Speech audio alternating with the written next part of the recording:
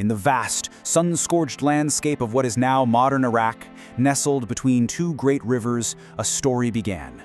This is the story of Mesopotamia, the land between the rivers. It's here, against all odds, that humanity took its first bold steps out of prehistory.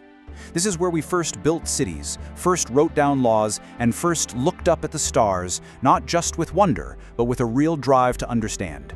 The fire is warm, the night is cold, and I have a story that simply must be told. I am Norman G. Rock, and you are watching Histropedia. Did you know? And that really gets to the heart of it, doesn't it? Civilization here wasn't some happy accident. It was a response to a huge challenge. The people of this land were locked in a constant struggle with their environment. To survive the wild, unpredictable floods of the Tigris and Euphrates rivers, they had to innovate. They had to learn to work together. And in solving the problem of water, they ended up laying the foundations for our entire world. You know, when we ask that question, where did our world truly begin? Our minds usually jump to the marble temples of Greece, or maybe the grand forms of Rome. But the roots of our civilization, they run so much deeper, back to a time and a place that's often overlooked. The very DNA of how we live, how we govern ourselves, and even the stories we tell, it was all coded right here, in the sun-baked mud brick of the world's very first cities. So, to understand this incredible legacy, we're going to take a journey through 5 distinct eras. We'll start with the world's first cities in Sumer. We'll witness the birth of its first empires, and then we'll uncover the inheritance they left behind for all of us. This is a story of powers rising and falling, each one building on the last over a mind-boggling span of 3,000 years. Okay, so our story starts with a people called the Sumerians. Around 3500 BCE, these pioneers settled in the fertile lands of southern Mesopotamia. And what they created here wasn't just a civilization, it was the very template for civilization itself. Pretty much everything that follows is built upon the foundations they laid. Just look at this timeline. It gives you a real sense of the sheer scale we're talking about. We kick off around 3500 BCE with Sumerians, then comes Sargon's Akkadian Empire, the world's first. That's followed by the famous Babylon of Hammurabi, then the mighty Assyrians, and finally a resurrected, glorious Babylon, right before the entire region falls to the Persian Empire in 539 BCE. This isn't one simple story, it's a whole succession of empires, each leaving its own unique mark over 3 millennia. Now this is one of humanity's greatest ever inventions, cuneiform, the world's first writing. It looks so simple, right? Just wedge-shaped marks pressed into wet clay, but this was a monumental leap forward. It started out as a tool for accountants, basically to keep track of grain and livestock, but it evolved into something so much more powerful. It became a way to record laws, to tell epic stories, to capture complex ideas. With cuneiform, human memory was suddenly no longer finite. History itself could finally begin. And the Sumerians' genius for innovation was just staggering. I mean, look at this list. They gave us the wheel, completely revolutionizing transport, the sailboat, which opened up vast trade routes, the very idea of a city-state. Even the way you tell time today is a Sumerian invention. Their base 60 mathematical system is the only reason, we have 60 seconds in a minute and 60 minutes in an hour. And to top it all off, they gave us our first great literary hero in the Epic of Gilgamesh.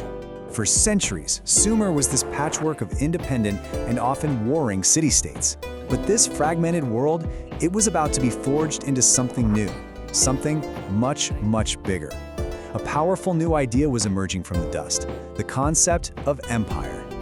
The architect of this new world was Sargon of Akkad. He wasn't just another conqueror, he was a true visionary. He created the world's first real empire. By building roads, setting up a postal service, and standardizing how things were run, he managed to bind all these different cities and peoples of Mesopotamia together under a single central rule. It had never been done before.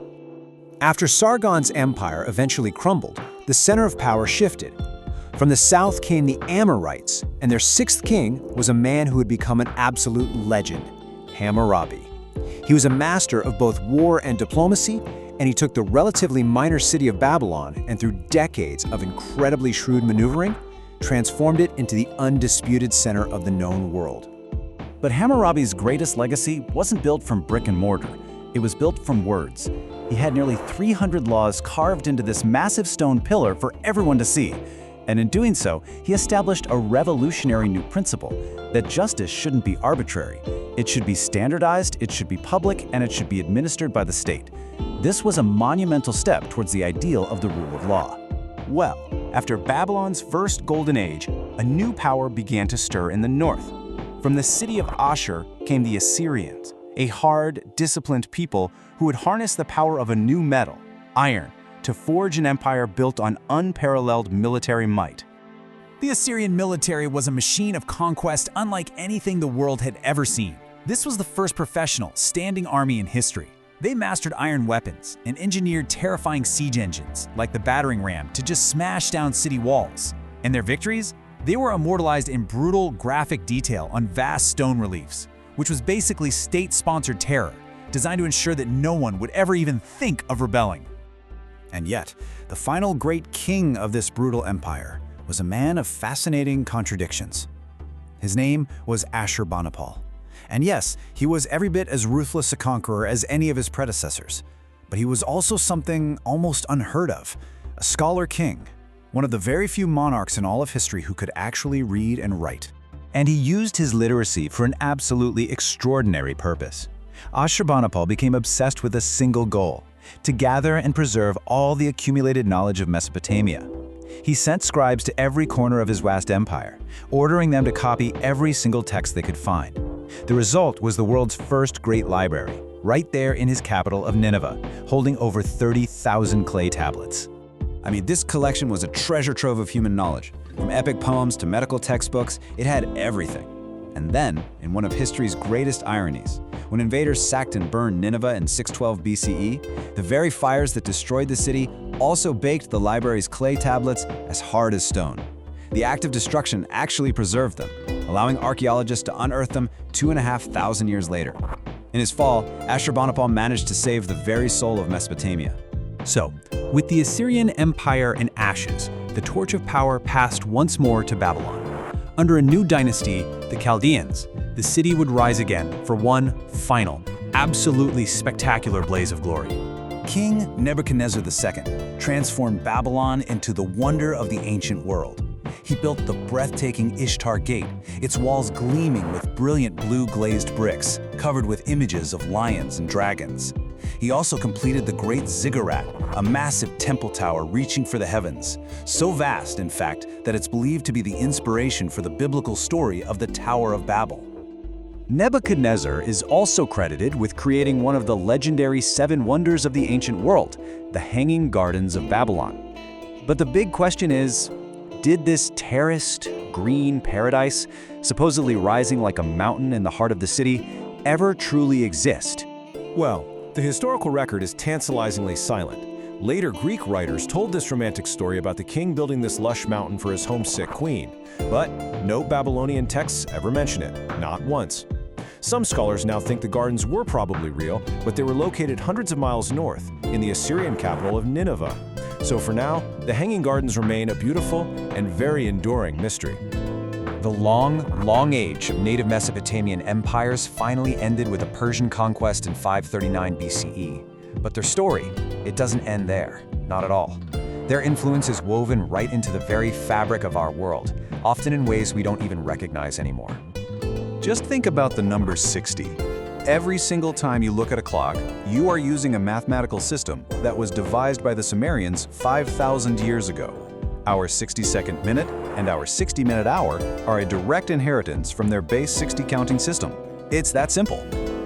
The truth is, the world we all inhabit today rests on these Mesopotamian pillars.